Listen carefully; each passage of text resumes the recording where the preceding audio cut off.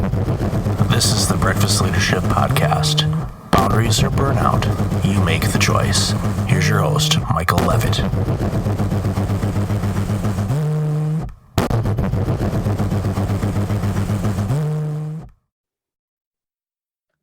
Welcome back. I have Dr. Bruno Cignacco on the line. How are you doing, sir?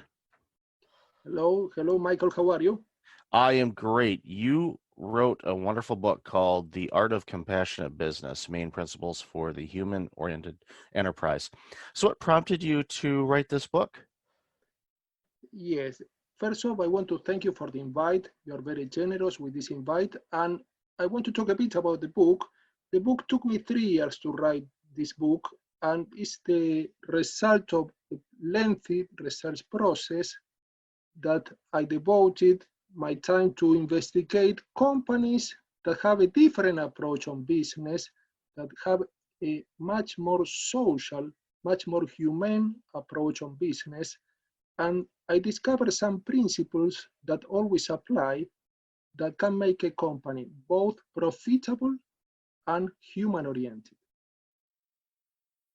And that's something that we desperately need. I see I'm based in North America, and I'm seeing countless businesses that are not behaving in that way at all. They're very robotic, to use a phrase like that, because when you are running an organization and you're using it in a way of you're working with human beings and you're collaboratively working together to help everyone gain in their personal and professional lives, those are the organizations that tend to thrive and do better than a lot of these other organizations that keep having turnover. So what were some of the findings? And 3 years is a long time to put into research for a book, so I commend you for putting that time in. But what were some of the things you discovered as you were preparing for the book?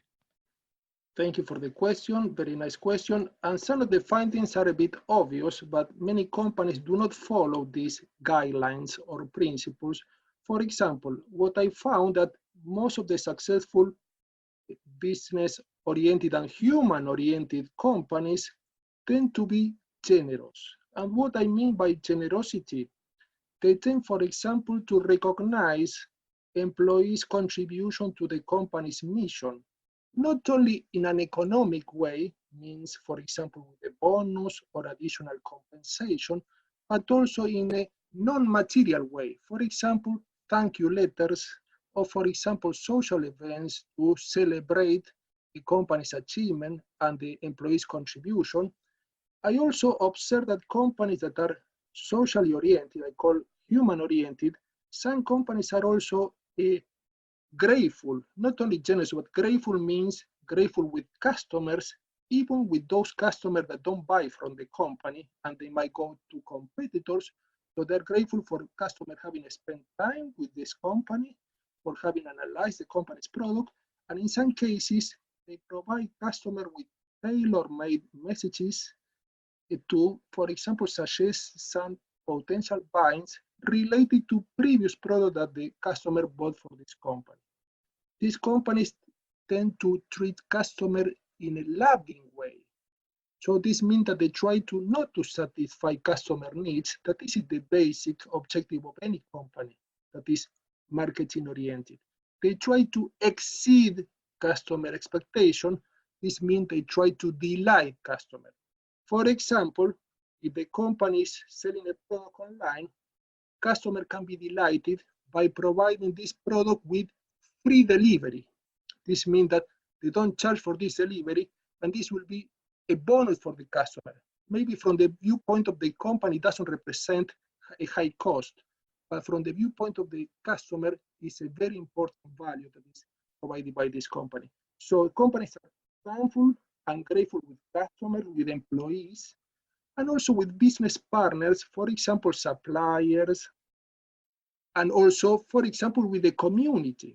We saw the concept of corporate social responsibility that many leaders try to follow, to abide by, but in practice, many of the companies that pretend to be socially responsible, they use this only as a strategy for what we call in marketing greenwashing, means, improve their image, but with no authentic strategy to help communities. Companies that are human-oriented, on the contrary, any of these activities that are performed by these companies have a human focus. I mean, they try to verify before implementing any strategy that no stakeholder is damaged by this strategy, or they're not causing any harm, at least intentional harm, with this strategy to any of the stakeholders important, not only customers, not only employees, but the community, the government.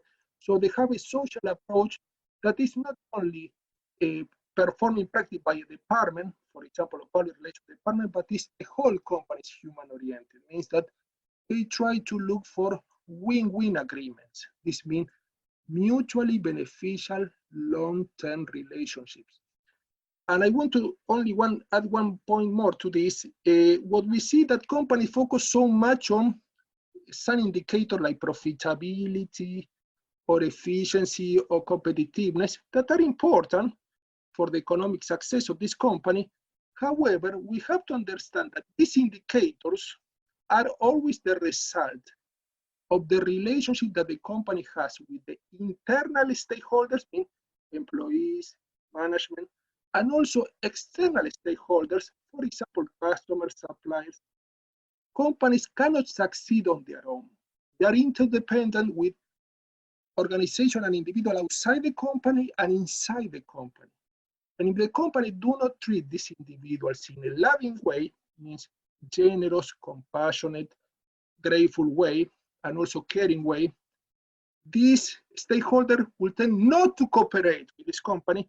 And this indicator that the company always look forward to improving, in practice will dwindle, will drop.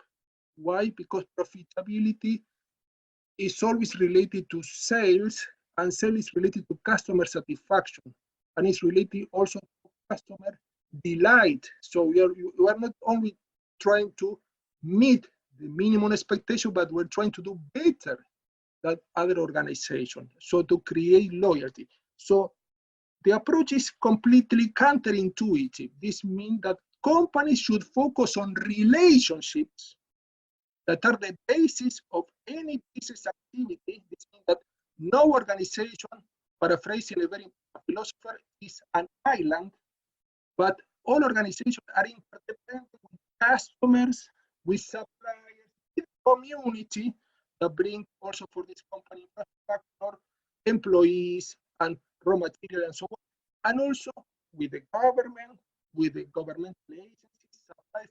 All stakeholders should be taken into account.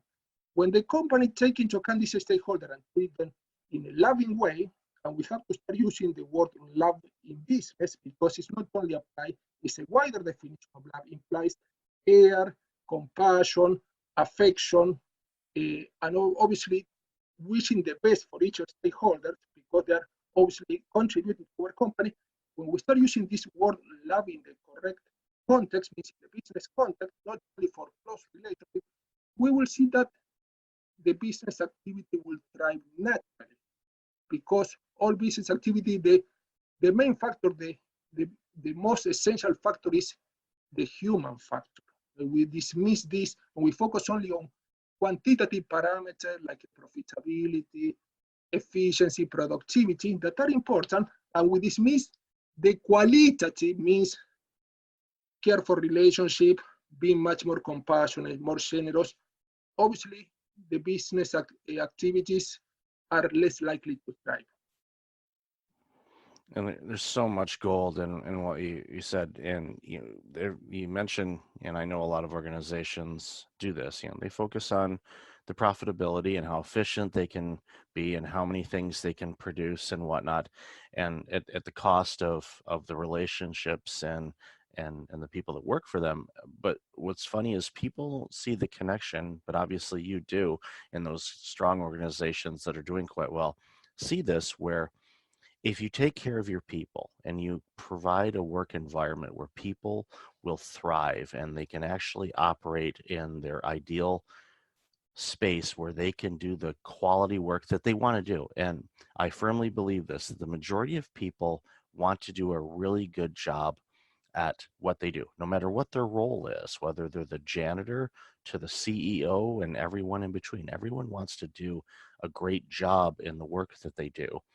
And if you have an environment where the organization nurtures that, is compassionate about taking care of its people, because your people are the ones that'll be taking care of your customers. And if your people are happy, they're going to be happy dealing with the customers. The customers are going to be happy. They're going to come to you more and more. And we've seen it, and you mentioned it. There are, customers that will spend more money at your location compared to a competitor because of the experience that they feel. I'm Yes. that way with buying groceries. I drive past a couple grocery stores to go to a particular grocery store in my neighborhood because I like how I feel when I go into that grocery store. I see how the management and the ownership treats their employees. Their employees have been there for a long time, so that means they like working there. Everyone is smiling, and it's a genuine smile. It's not a, okay, we got to smile for the customers. No, it's natural, and you experience that with the experience of going into there. Like I said, I could save money and go to a different grocery store. I could save time by going to one that's actually closer to me than that particular store. But I choose to go to that one because of the experience of how I feel as a consumer when I go there. And I know that is because how that organization treats its employees.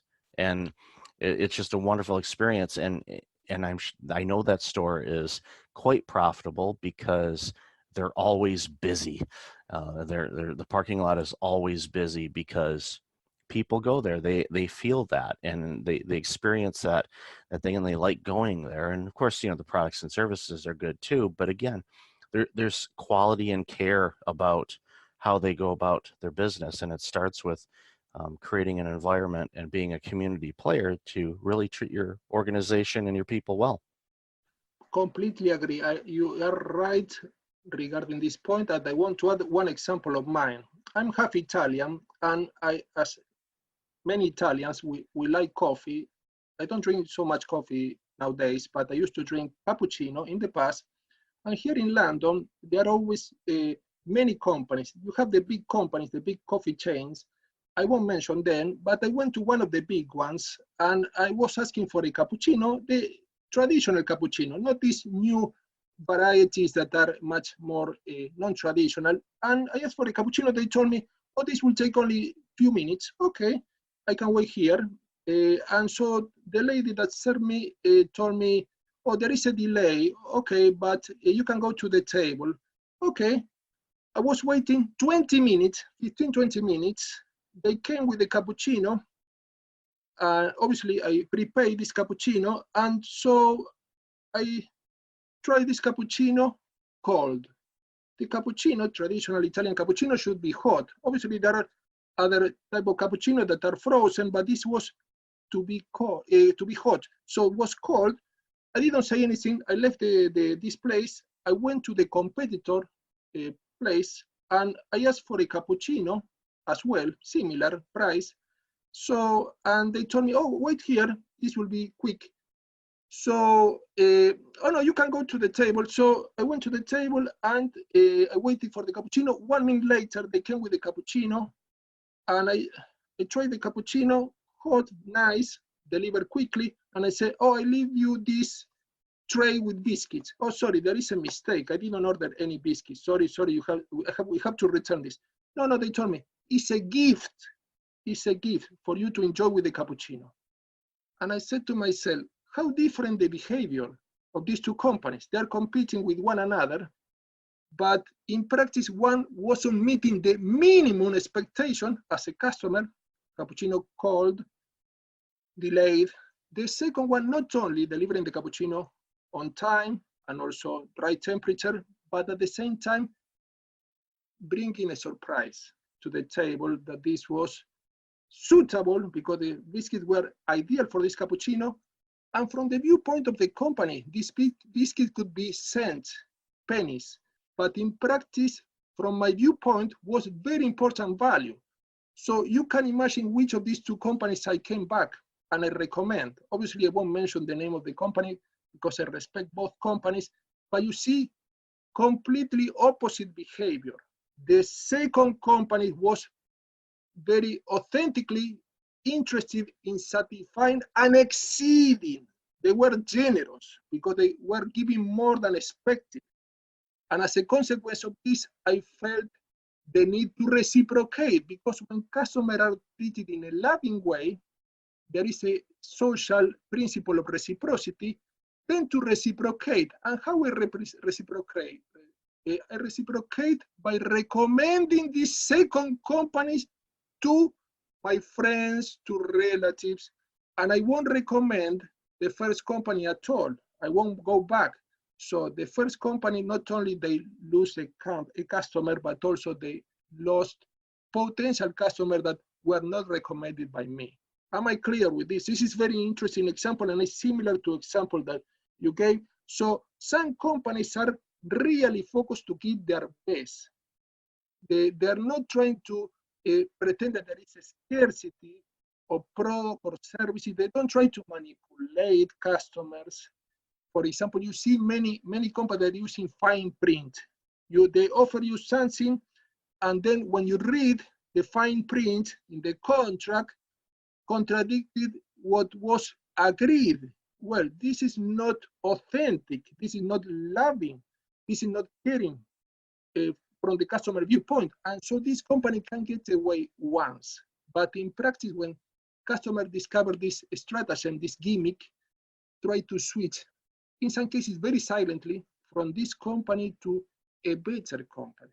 So because there are companies that are willing to be loving with customers. So very important, we see that many companies, we see cases of companies that try to be manipulative, means they try to not to be transparent, not to be authentic. They try to offer something, but then you see, for example, with airlines, many airlines, not all of them, they offer a promotional price, low-cost airline. But then at the end, when you start adding up all the ancillary costs, for example, luggage and so on, you end up paying more than a first-class airline.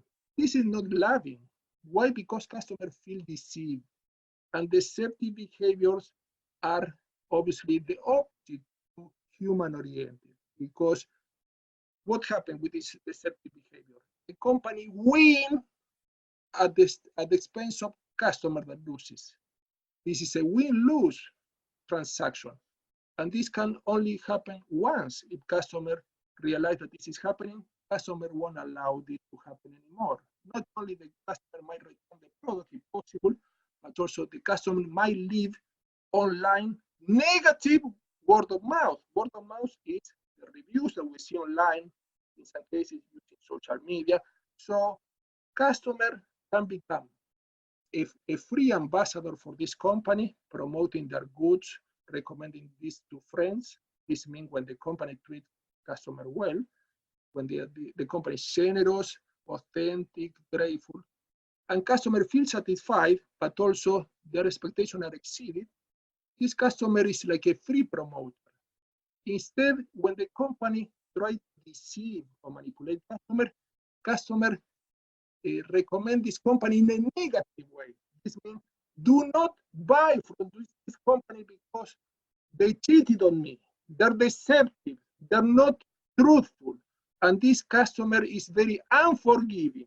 And with social media, customer has much more power than before because has a voice that cannot be silenced at all. And you gave a great example with the airlines, because I flew, again, I won't name the airline either. Well, I was flying from to San Diego last year, and the flight that I chose, the ticket of the plane ride was cheaper, but by the time you get to the airport, you're paying the baggage fee, you're paying a seat selection fee, you're paying this fee and that fee. When I added it all up, I would have been better off going with another larger airline and probably would have saved, I mean, it was marginal, but I would have had a better experience. The seats were extremely uncomfortable in the flight as well, and it was a 5-hour flight. So, and of course, for those that travel internationally, if you're going to be flying for a long time, you want the seat to be at least something that's sort of comfortable, because the flights are long anyway. But again, it was a customer experience where it just felt like, okay, every time I walk up to there, they're going to charge me money for something. And that's not a great experience. And like you said, I won't fly that airline again. I'll walk before I fly that again. And it's, a lesson learned type of thing. And we see that so often with so many different organizations where there's a bad experience, and sometimes consumers will say, well, I don't like going there, but I don't have much of a choice. And I think the consumer needs to research a little bit more and demand better customer service, or hopefully another player will come into the market space. Your coffee shop example is a great one. There's plenty of those around, and the ones that stand out are dramatically different than the other ones.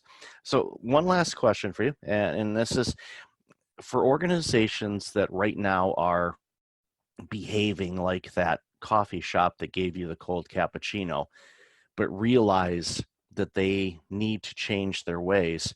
What are some things that they can do right away that can help change the momentum and shift their company from a profit and efficiency focus to a community, compassionate, human focus? What are some things you would recommend they do? I will give you a few tips for companies and also for company leaders, but also this applies to employees. First off, companies have to change the mindset from a mindset of selling to a mindset of serving. So this means that you are in the market to serve customers, to serve employees, to make them feel at ease, comfortable, well. This applies to customers and to employees. Customers shouldn't be buying your product out of fear, or shouldn't be buying your product because you use a gimmick that is a manipulative gimmick. So customers should be authentically connected to your company. And how you serve customers? First off, not all customers are alike. They're not like a faceless figures in a database. First off, you have to interact with customers to know correctly the customer need that can vary even in the same demographic group. So this means that people from, let's say, 18 to 22, they don't have all the same preference. So you have to identify the specific preferences of this human being, and this implies communication, conversation that could be cut online or offline or on the phone. And once that you identify, you try to offer the best product for them, not for the company, not the one that brings more profit or revenue for the company, for them. So you focus on their satisfaction. And there is a principle in marketing that states, you satisfy customer correctly and profit will ensue. Profit will come out naturally. But if you don't satisfy customer correctly, that they're the main source of profit and revenue for most companies, so how do you expect for your company to thrive? So very important to have a service mindset. Service doesn't mean servitude. Serving means adding value customers and adding value to employees too. How we apply this to employees? Employees are the interface between the company and customer. You apply paying good salaries, giving tasks that are correlated to their skills and talents, and also help them with, for example, mentoring or tutoring or on-the-job activities that can help them enhance these skills, and also connect them to the company's mission so that they feel that they're contributing to this purpose in a meaningful way, and recognize when they have contributed, means with social events, with thank you letters, handwritten, and also with communication that highlight that they're important. They want to feel important. I agree with you completely that you want employees to feel important because they are in practice very important. Your company cannot thrive without employees, without customers, and the same applies to supplies and communities. So very important because companies cannot improve their company's image in an authentic manner. They have to be consistent. So generosity, a company can ask itself, how can I be more generous with this customer? How can I be more generous with this employee? Company do the opposite. How can I get more from this customer? How can I get more from this employee? How can I exploit this employee? It's the opposite. When you are generous, people tend to reciprocate. They give you back in a very authentic manner. You don't have to push them to contribute. They do this authentically. So very important. How can I be more generous? How can I be more grateful? How can I care more for them? So what is important? What are the needs that are to be met by our company to develop a long-term win-win relationship? Companies also should ask themselves on a continuous basis, is this relationship focused on a win-win agreement? If it is win-lose agreement, who is winning and who is losing? How can we change this? How can we make this much more equal? Means that both parties are satisfied. These are few tips.